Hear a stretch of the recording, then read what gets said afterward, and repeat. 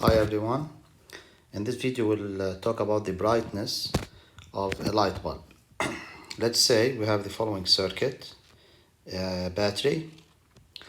You have here a switch, a resistor, another switch, another resistor. To make it simple, let's say they have the same value. And then you have the following. You have a switch here as well. So you can connect this switch. Okay, it has this shape where I have a wire. Or let's change it. You have a resistor. Alright, and here you have just a switch and a wire. And then you have the light bulb here. That's the light bulb. Okay, so we have switch 1, switch 2, and you have switch 3. Which switches need to be closed or opened in order to get the maximum brightness of the following light bulb?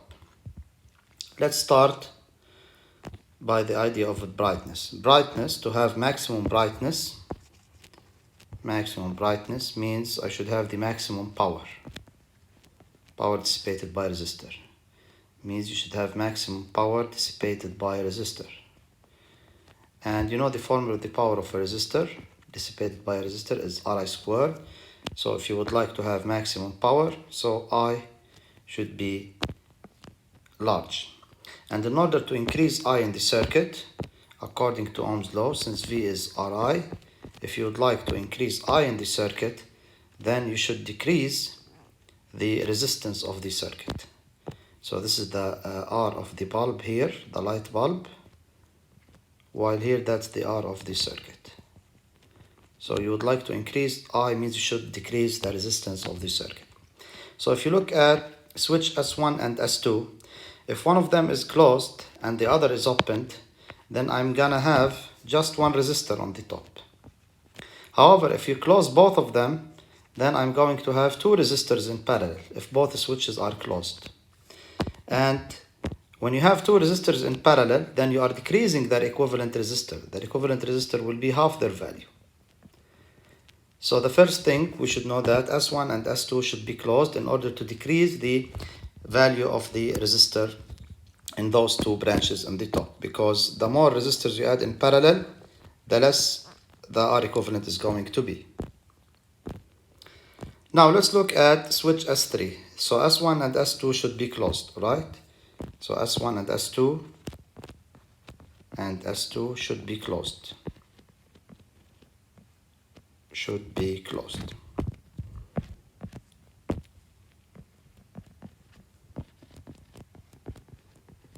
Now let's look at S3. If you kept S3 open, so the current is gonna pass through R. But if I close S3, then you are going to have this shape. You have the last R here, and you have a wire down. The circuit will look like that. Okay, so you have this resistor here, R, and that was the switch here, and you close it. So where will the current pass through? Whenever the current sees a wire and a resistor, the current prefers to go through the wire.